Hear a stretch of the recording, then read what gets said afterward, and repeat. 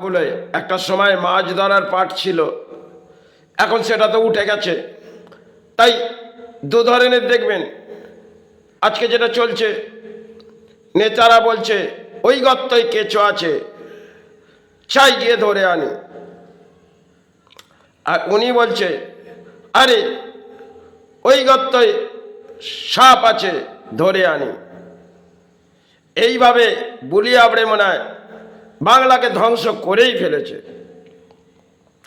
বাংলার মেরুদণ্ড, সেটা সময় আবেগ হয়তো ছিল, কেন ধর্মের মধ্যে আশ্রয় ছিল। এখন অধর্মের মধ্যে বাংলা চলছে। আর বাংলা রাজ্য রাজনীতিতে হয়তো 2026 এটা তাঁতের সময়, এখানে রাজনীতির একটা ম্যাচ হয়তো নেতারা খেলছে। কেউ বলছে ওই গর্তে সাপ আছে, আরে যদি সাপটাকে ধরে নিয়ে আসতে পারি তাহলে সেই জায়গার মানুষের আঘাত হবে না। আর কেউ বলছে ওই জায়গায় কেঁচো আছে, সেই কেঁচোটি যদি ধরে আনি তাহলে দেখবেন কেঁচো থেকে আমরা কিছু মেডিসিন এর মতন বার করব, সেটা থেকে আপনাদের একটা বিষ পান করে দেবো, সেই বিষ পানটা আমাদের বলি আবড়াবে। আর ইনি বলছে এই সাপটি ধরে আমি একটি বিষ পান করাবো, সেই বিষটি আপনারা প্রাণ করে আমাদের আবেগ নেবেন। এই ধরনের চলছে বাংলার আবেগ। একটা সময় ধর্মের আগে ছিল, সেটা তো সবাইকালে ভেঙে পড়েছে। এখন রাজনীতির আবেগ। আর বেশ কিছু মিডিয়াও বসে আছে, কারণ যে সাপটি ধরতে যাচ্ছে সেখানেও ব্যাখ্যা দিচ্ছেন, আরে উনি যদি সাপটি ধরে নিয়ে আসে, এই বিষটা যদি আপনাদের পান করায় তাহলে আপনাদের সৌভাগ্য এসে যাবে, এই বিষটি পান করুন। উনি সাপ ধরতে গেছে, আর ইনি বলছে এই কেঁচোটি ধরে আনলে আপনাদের হৃদয়ে যদি এই কেঁচোর রসটি করে আপনাদের খাইয়ে দেওয়া হয়, আপনাদের হৃদয় জুড়িয়ে যাবে। এই চলছে বাংলার রাজনীতি, সেটা নিয়ে সবাই আবেগ চলছে। আর বাংলার মানুষ সেই আবেগ দেখছে। লন্ডন লন্ডন করতে করতে বাংলা বিবেকে বলল বিবেকানন্দ সেতু। সে সেতুটি রানী একটি নাম দিল, আরে যদি এই সেতুটিকে আমি একটু ফুটিয়ে তুলি একটা নামের মাঝে, তাহলে এই সেতুটি নামকরণ বিবেকানন্দ সেতু। এবং যখনই নামকরণ হলো তখন সেতুটি ভেঙে পড়ল। বাহ, অপূর্ব খেলা দেখুন। কারণ এরা অধর্মের বুলি নিয়ে হয়তো সেতুর নামকরণ করলেন, কিন্তু দেখুন ধর্মের খেলা দেখুন, সেতুটি ভেঙে পড়ল। আর কোনো সেতু নয়, বিবেকানন্দ সেতু সর্বস্বরূ ভেঙে পড়ল। আবার জনগণ ভাবলেন বাহ, সেটা হয়েছে, এটা হয়তো আবার ছিল, এটা সৌভাগ্য হয়ে গেছে। কেন নেতার হাত দিয়ে যদি কিছু হয়ে যায় সেটা আমরা সৌভাগ্য ভেবে নেব, আর সাধারণ মানুষের হাত দিয়ে যদি কিছু হয়ে যায় তাহলে সেটাকে আমরা দুর্ভোগের মাঝেই ফেলব।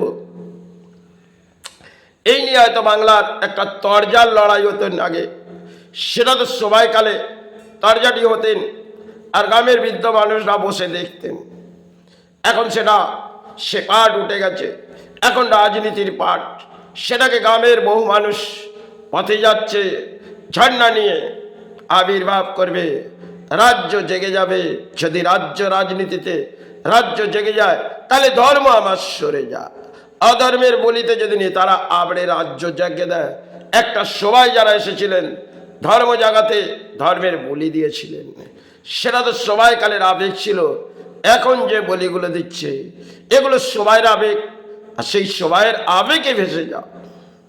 এই চলছে বাংলার রাজনীতি ময়দান। আর সময় হয়তো এরা কিছু দেখবেন তন্ত্র, তারাচাঁদটি গলায় মালা পরে নিলেন, সে মালাটি হয়তো সিদ্ধায় নিয়ে যদি কোনো মালা একটি ধারণ করা হয় সেটাকে গোপন জায়গার মাঝেই রাখতে হয়। কারণ আজকে দেখবেন একদিকে যেমন ধর্মের মাঝে চারটি মালা পরিয়ে সমাজের কাছ থেকে কিছু অর্থ নিচ্ছে, আর নেতারা ভালো পোশাক পরে সমাজের কাছ থেকে কিছু দেখিয়ে দিচ্ছে, অপূর্ব সেজে উঠেছে হয়তো বাংলা। সবাই এই বাংলা কোথায় এসেছে তা হয়তো বাংলা সবাই কালের আবেগ ভেঙে পড়েছে। হয়তো বিবেকানন্দ সেতু যখন ভেঙে পড়েছে, তাহলে বাংলার মানুষের আবেগ ভেঙে পড়েছে। এই তো হচ্ছে আবেগ। সেখানে সবাই দেখবেন এই রাজনীতি করে মানুষ চিৎকার করে যাচ্ছে, আর নেতারা ভাবছে আমার জীবনের পরম সৌভাগ্য, রাজ্যের দুর্ভাগ্য নেমে পড়ছে। এই চলছে বাংলা। সবাইয়ের আবেগ, জানি না এই বাংলার কোন পরিস্থিতি আসবে। তবে দুপক্ষের ঢল হয়তো নামবে, কারণ 26-এর ভোট ব্যাংক কেউ না কেউ সাহারা আসবে। কিন্তু যাই হোক, এই বাংলা নতুন করে এই লন্ডন তো সাজবে না, আর সাজবে হয়তো নেতাদের গায়ে বস্ত্র, সেটাকেই আবির্ভাব করে যান। তারাই যদি এই দেশের সৌভাগ্য নামবে না, তাহলে আপনাদের তো পরম সৌভাগ্য, দুর্ভাগ্য বলে কিছু নেই।